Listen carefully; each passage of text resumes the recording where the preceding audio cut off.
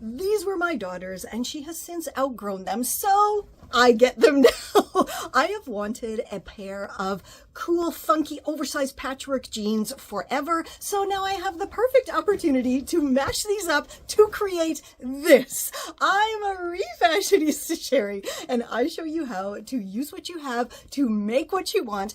And around here, perfection is the enemy of good enough. So if you're tired of being told that you constantly need to be buying more, stick around and let's get making. For this hopefully quick and easy, perfectly patchwork denim project, all you need are a couple of pairs of jeans that are too small for you, but have a similar size to each other, and of course, your sewing gear. If you hear anything in the background, it is Mr. Skelly here. Skell, what you doing? Looking for his toy, finding his toy, and I guess just being my assistant today. So pardon any background noise, but it's from this adorable baby boy. Because my jeans are identical in size and shape and everything else, I looked in my wardrobe and saw I have a lot of light wash denim. So I'm actually going to be upsizing the dark wash denim with the light wash here. And I might actually use some of my leftover denim scraps from other projects to create a really cool patchwork panel to add to the sides. As always, when we are adding side panels to trousers, we're simply going to chop out the side seams on both sides of these jeans. And I'm actually going to be chopping straight up through the pocket and the waistband as well. And as always, I'm going to put those chopped side seams in my denim side seam stash for making fantastic accessories. I will link the tutorial down below for you. And I have the side seams chopped out all the way down these jeans. So now it's time to grab the other pair and get making our upsizing panels. I have my light wash pair of jeans evenly-ish folded in half. And now I'm just going to chop off the legs. And I chopped out the side seams from the cut off denim legs. And now I'm just going to cut these into a bunch of patchworky squares and then stitch them all back together into my patchwork upsizing side panels. The easiest way to figure out your basic width for your side panels is to just grab a pair of pants or trousers or jeans that fit you in the way that you want your final product to fit you. And because I want these to be a little bit baggy on me, I grabbed a pair of men's cords that are a little bit baggy on me. And you can see here, I just lined up the sides.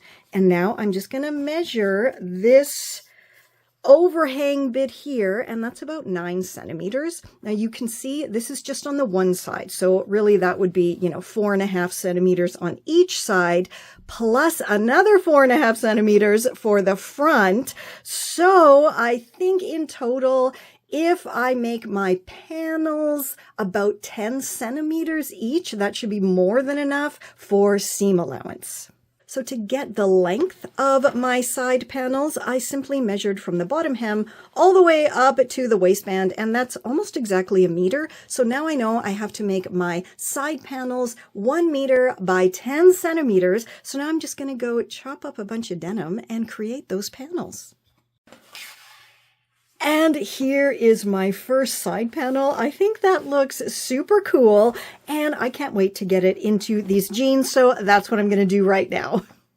For my first side panel here, I used the top part of the back of a pair of jeans that I had already chopped up. And I'm going to do the same thing for the other panel, I think, as well, because then I will actually have a finished waistband here, plus a belt loop, because the belt loop got chopped off here when I cut open the side seams. So the first thing I'm going to do is just line up my waistband of the side panel with my actual jeans waistband, and then go and stitch all of this all the way down on both sides, and then my first side panel will be done. I finally have the first panel all stitched on, so let's flip it right side out and see what it looks like. This looks exactly like I wanted it to. I am so happy with this. And now I have to do the big job of creating the other side panel and getting it into these jeans. Then, you know what? I'm going to try them on and style them up. So I know that I have the most perfect patchwork fabric in here somewhere, and of course there it is right there. So let's go put this all together now. So believe it or not, I actually made this years ago because I needed a little throw over cover for my small extra sofa bed futon that I have. And so I just, put this together, and then I added an old bed sheet to the back, and I put elastics around all of the corners so it would fit nicely over my little mini sofa bed. And that now lives in my kiddo's room, and she doesn't like this cover for it. So I'm now going to use this to create my awesome patchwork bell bottoms. So because I had already upsized these jeans and they still fit me, I just want to make them into cool patchwork bell bottoms now.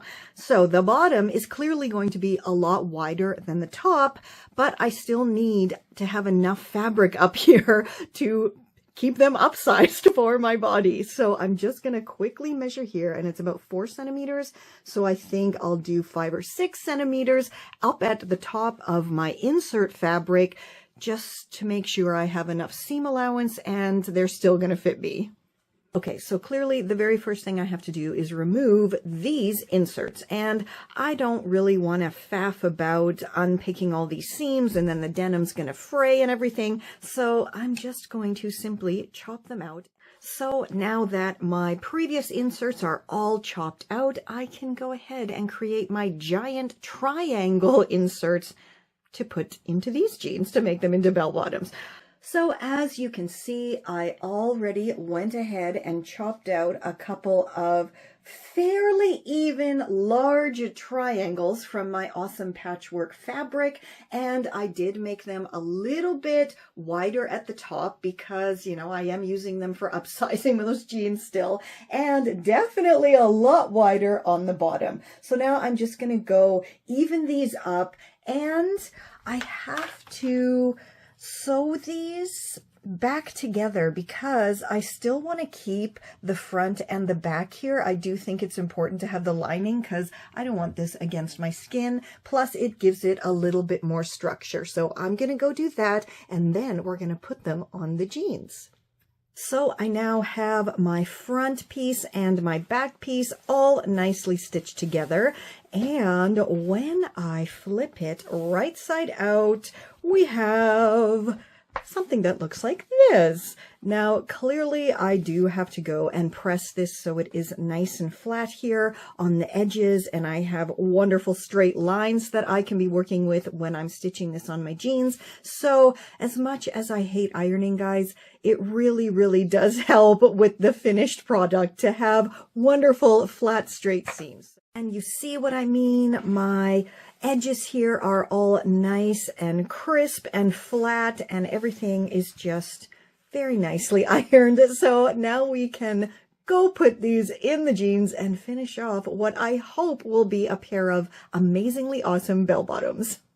Okay, so I have my jeans laid out flat, and if you recall, they have been chopped from the waistband all the way through the side seam and through that bottom hem as well. And now I'm just going to grab one of my groovy bell bottom panels here, and I'm going to line it up with the right sides facing, and I'm going to start with the back. I just always like starting with the back because it's a lot easier, because in the front you got to kind of faff around here with the pockets. In the back it's just easy. Okay, so I'm going to line up with the top of the waistband here, my lovely clean edge that has been pressed, of course, and then I'm just going to stitch all the way down. As always, don't forget to have those right sides facing, right? I mean, sometimes I do, and then you got to unpick the whole thing, and it's just a nightmare. So always make sure you got your right sides facing. Okay, I'm going to go stitch this together, and we're going to come back and see what it looks like. Alrighty, it is all stitched on from the waistband all the way down to the bottom hem, and look at that. Look at how perfect that looks. I am too excited to go finish stitching this on. And of course, I'm going to have to finish off the bottom. So here is a quick little tip just before I go finish this off. I always like to leave extra fabric here. Like you can see, this is extra long. And then I do not stitch all the way to the bottom of the bottom hem here, because I like to be able to fold this in and then match it perfectly up with the bottom hem and then stitch it all together. I have to go and now match up the right sides here with the front and go stitch that down and then repeat the whole process with the other side of these jeans. So my jeans are now totally done, and instead of simply hemming up the raw edges on the bottom hems, I grabbed a strip of my patchwork and I bound up the hems, and I think it looks so cool. So now it is finally time to try these on and style them up. For this hopefully quick and easy upsizing project, all you need is your dress that is too snug on your chest and hip and possibly waist area as well, plus some fabric to create your upsizing panel. Oh, and of course you need your sewing gear. So because this is a very long maxi dress, the very first thing I'm going to do is measure from the back bottom collar area here all the way down to the bottom hem. And then that way I should be able to have the general idea of how long I need my back panel to be. This appears to be 140 centimeters long. That's pretty long. I really hope I have enough fabric.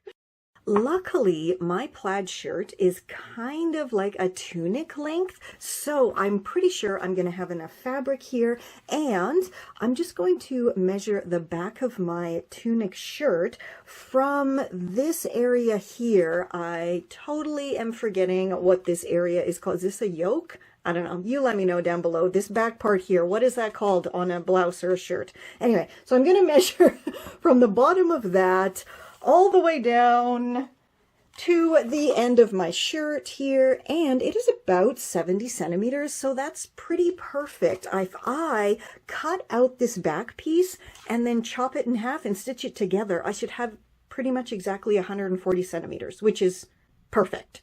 Okay, so I chopped out the back, I cut it into two pieces, and I just, stitched those two pieces together into a very long length. And I think it's actually going to work. I'm quite shocked, but clearly this is not even. That looks terrible. So now what I'm going to do is chop my upsizing panel piece here into a very long triangular shape, and the top part is going to be the thinnest part because this is the part that's going to go up by the collar, and then the bottom, you can see here I did keep the original hem of the shirt, so hopefully I won't have to rehem this. I can just stitch it onto my dress. But yeah, let's go chop this into a nicer looking triangle shape. Okay, so there is my great big long triangle shape. I mean, it's not perfect, but as I always say, perfection is the enemy of good enough, and this is definitely going to be good enough. Okay, you can see here I have opened up my maxi dress. Luckily, it had buttons all the way down the front, so I've opened it all up and laid it out as flat as humanly possible. And before I laid it out, I did go ahead and mark the center of the back of the collar. Now, you can see here, isn't that nice that this line literally is the center of the collar, but then it's no longer the center. So it would be great if I could just follow that line all the way down, but I can't. So what I'm going to have to do instead is what I always do, and I'm just gonna eyeball it, and I'm going to start at the bottom and then just chop all the way up to the bottom of the collar to open up the back of this dress. Okay, so I just popped my insert in behind the dress here, laying on the floor, just to see what it was going to look like. And holy crap, I think that's going to be awesome. So now it's time to stitch it together. Okay, so you can see here, I have my long insert triangle lying on top of my chopped maxi dress with the right sides facing, and I have lined up the raw chopped edges here, and I'm actually going to start stitching from the bottom because I really do want to try to keep this finished edge here of the insert so I don't have to do any hemming because I really don't like hemming. So that's what I'm going to do. I'm going to go stitch that side on first, and then we're going to come back and figure out how to stitch on this side.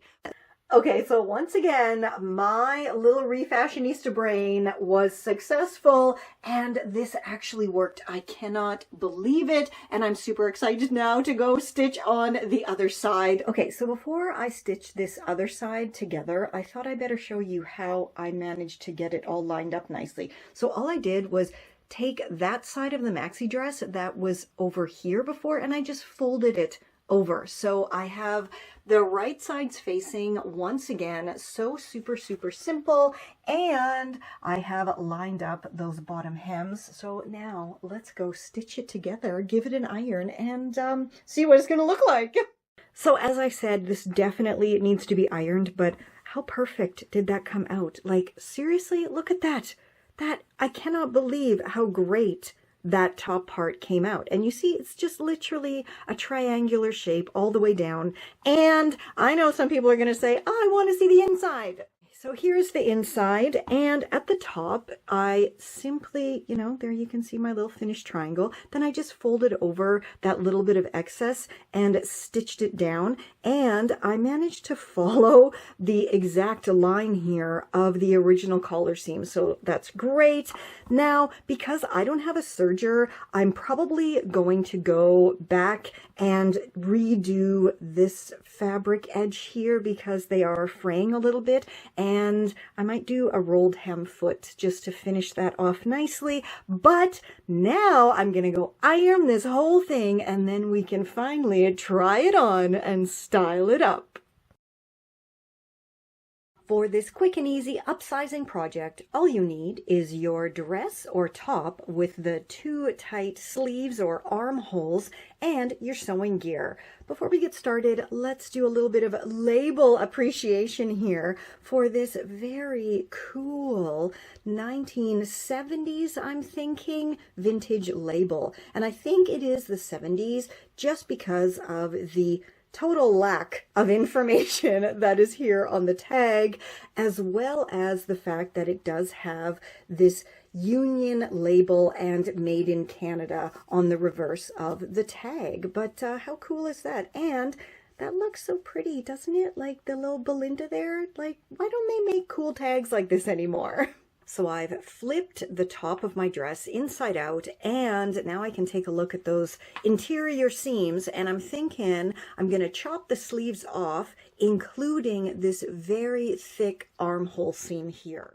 Alrighty, both of my sleeves are removed, and I went ahead and grabbed a dress that has my ideal length, placed it on top of this one, and then marked the size, plus a couple of centimeters for seam allowance. So now I'm just going to chop on through so I can use this chopped bottom part of the maxi dress to create my new sleeves. So I've now grabbed the original sleeves, and I did take the time to chop off those super thick kind of armhole seams. There they are. And the bottom of the sleeves actually had these rather cute little bells on them. So I chopped them off and again removed the thick seam, and I'm going to try to reattach them when these sleeves are upsized. Okay, so what I need to do now is, of course, chop the longest side of the sleeve to open up the whole sleeve, because I want my upsize insert to be going along the outside of my arm, not here on the underarm, which would then, be beside me, and that's not fun to look at, is it?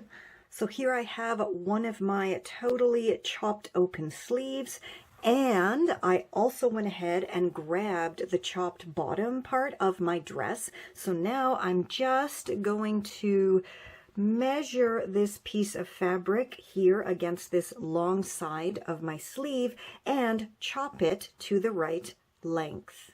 So now I have my insert fabric chopped to the right length here. I now need to chop it to whatever width I want. And I think I'm just going to fold it in half evenly as possible. This is very slippery 70s polyester here.